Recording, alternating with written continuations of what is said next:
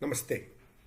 आज के आम आदमी पार्टी के पोल खोल में हम बात करेंगे इनकी स्वास्थ्य व्यवस्था की, और जिसको बार बार केजरीवाल बेचने की कोशिश करते हैं कि दिल्ली में एक बेहतरीन स्वास्थ्य व्यवस्था हमने दी, जिसको ये दिल्ली का स्वास्थ्य मॉडल कहते हैं।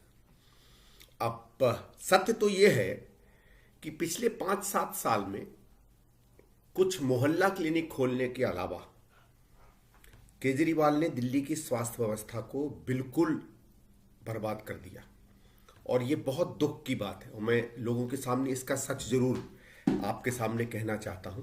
और इस सच की कलाई तब खुली जब कोविड की दूसरी बार जब महामारी आई, तो जो हाल दिल्ली में हुआ वो शायद हिंदुस्तान के किसी और शहर में नहीं हुआ है।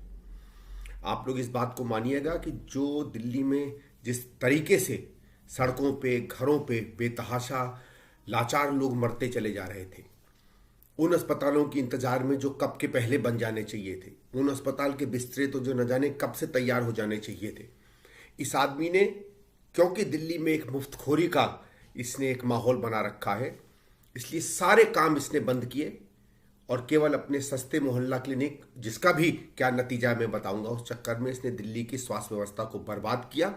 और मैं तो ये बात पहले भी कह चुका हूं कि दिल्ली में कम से कम आधी मौतें जो कोविड में हुई हैं उसका सीधे सीधे अगर कोई जिम्मेवार है तो केजरीवाल जिम्मेवार है। और मेरे हिसाब से तो इस आदमी पर हत्या का मुकदमा तक चलना चाहिए। मैं आपको बताता हूं क्या हुआ। देखिए, 1998-99 में जब कांग्रेस की सरकार आई थी, हाँ, तो दिल्ली में करीबन 17-18 अस्पताल थे और 4000 के करीब दिल्ली के अस्पतालों में बिस्तर होते थे जिसमें पेशेंट रह सकते हैं।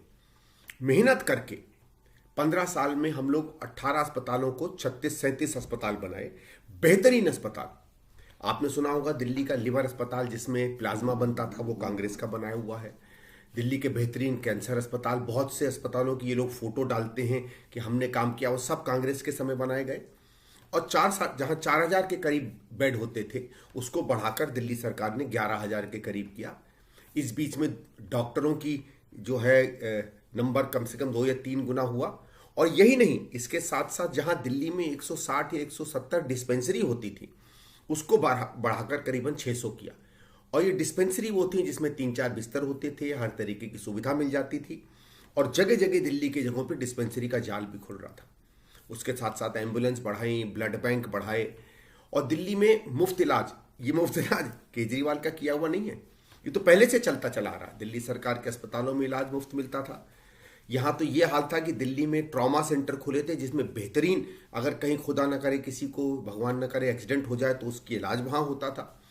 और दिल्ली में पूरे आसपास के इलाकों से पेशेंट आते थे, क्योंकि सबको मालूम था कि दिल्ली सरकारों में बेहतरीन स्वास्थ्य की व्यवस्था मिलेगी। जब कांग्रेस की सरकार हारी, शीला जी की सरकार हारी, तो उस समय 10 नए अस्पताल बन रहे थे, 10। और ये मैंने कई बार गिनवा चुका हूं। और बल्कि अब सुप्रीम कोर्ट ने जब डांट मारी आम आदमी पार्टी सरकार को कोविड-2 के सत्यानाशी प्रबंधन में, तो ये बात भी निकल कर आई कि अस्पताल क्यों वो नहीं बना पाई।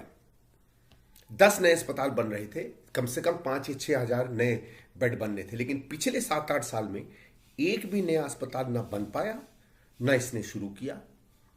कहा हम लोग 11,000 बिस्तर छोड़ के गए थे, मुश्किल से उसको 12,000 किए, और वो भी 1,000 वो जो पहले से जिन पर काम चलता चला आ रहा था। 1 रुपए का नया काम इसने अस्पतालों में नहीं किया। और इसलिए क्योंकि अस्पतालों में अगर आप बनाओगे तो आपको पैसे खर्च करने पड़ते हैं, डॉक्टर महंगा होता है, उपचार महंगा होता है, उसमें ऑपरेशन थिएटर बनता है, इमरजेंसी रूम बनता है, उसमें आईसीयू के बेड बनते हैं। और अगर ये सब बन गए होते तो कोविड में जिस तरीके का दिल्ली का हाल है वो हाल नहीं होता। दिल्ली के लोग लाचार सड़कों पे नहीं मरते, कम से कम आधी से ज्यादा हमारे यहाँ लोगों की मौतें बच जाती। इतना भयानक तांडव हुआ था कोविड का दिल्ली में कि आप लोग, जो लोग दिल्ली के नहीं हैं, वो इस बात को समझ भी नहीं पाएंगे।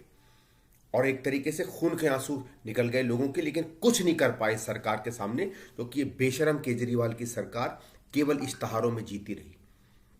जब दिल्ली के लोग सड़कों पे मर रहे थे, ऑक्सीजन के लिए एक एक सांस लेकर तड़प रहे थे, तब हजारों करोड़ों के इश्तहार ये आदमी जो है रोज देता था और दिखाता था दुनिया को कि किस तरीके से बढ़िया मैं काम कर रहा हूं। एक छोटा सा उसका उदाहरण भी मैं आपको दे देता हूं। ये हर जगह जाके कहता है कि एम्बुलेंस में कितना चार्ज होगा उसको हम लोगों ने रोक दिया 2 या 3 हजार रुपए में। एकदम झूठ। दिल्ली में एम्बुलेंस बुलाओ, सरकारी एम्बुलेंस को बुला के तो 30-30 हजार रुपया एक ट्रिप का लेते थे। फिर ये बात करता है तो ये तो बात सिद्ध हो गई कि बिल्कुल सत्यानाश कर दिया इसने स्वास्थ्य व्यवस्था का। नहीं तो दिल्ली में आज कम से कम हमारे पास 50 के करीब अस्पताल होते, 15, 16, 18 हजार बेड होते, और ऐसी व्यवस्था होती कि दिल्ली ही नहीं आसपास में भी जो कोविड के बीमार थे वो आकर दिल्ली में कुछ ना कुछ उपचार ले पाते। अभी अपने मॉडल में बार बार कहता है कि साहब हमने फ्री किया। जैसे मैंने कहा, फ्री तो पहले ही था दिल्ली में।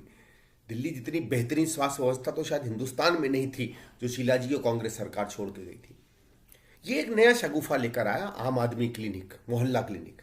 तो शुरू में लगा चलो भाई जगह जगह क्लिनिक खुल रहे हैं, हम लोगों ने डिस्पेंसरी खोली थी, ये हो सकता है उसको क्लिनिक खोल रहे हो। लेकिन क्लिनिक था क्या? जो डिस्पेंसरी में जिस तरीके के उपचार मिलते थे वो भी क्लिनिक में नहीं मिलते। क्लिनिक में केवल छोटा मोटा बीमारी जो हो जाती है और कुछ दवाएं होती हैं वो मिलती हैं। आज करीबन दिल्ली में कोई कहता है 180, कोई कहता है 300, कोई कहता है 400, ये भी नहीं पता है कितने मोहल्ला क्लिनिक खुले हैं। लेकिन अगर दिल्ली सरकार के आंकड़े ले लीजिए तो मोहल्ला क्लिनिक और डिस्पेंसरी मिलाकर भी आज 600 नहीं है, जो कांग्रेस के समय में 600 डिस्पेंसरी थी। और वो इसलिए क्योंकि सिरे से ये डिस्पेंसरियां भी बंद करता चला जा रहा है। तो जो चल रहा था उसको बंद कर कर उसकी जगह सस्ते नए चीजें खोलकर वाहवाही लूटने की कोशिश करता है कि हमने बेहतर स्वास्थ्य की व्यवस्था दी। आम आदमी पार्टी के मोहल्ला क्लिनिक में क्या होता है? आम आदमी पार्टी के कुछ कार्यकर्ता जो डॉक्टर हैं उनको उसमें रिक्रूट कर लिया जाता है, और वो कितने भी पेशेंट देखें ना देखें, वो जो भी शाम को बिल भर देते हैं उसकी उससे पेमेंट हो जाती है। बहुत कम लोगों को इस बात पे पता होगा कि कुछ बार जब हम लोगों ने एस्टिमेट लगाया तो पता चला कि कभी कभी 1 मिनट भी इतना पेशेंट का पैसा कमाता है इनका डॉक्टर कि वो 1 मिनट भी दिन में शायद पेशेंट नहीं देखता होगा। इतनी बड़ी धांधली इन आम आदमी पार्टी क्लिनिक में चल रही है। उसमें दवाई किस तरीके से पीछे के दरवाजे से चली जाती हैं, बिक जाती हैं, किस तरह से पेशेंट के नाम पर इंजेक्शन और दवाइयों का रोज धांधली हो रही है, वो तो अलग कहानी है।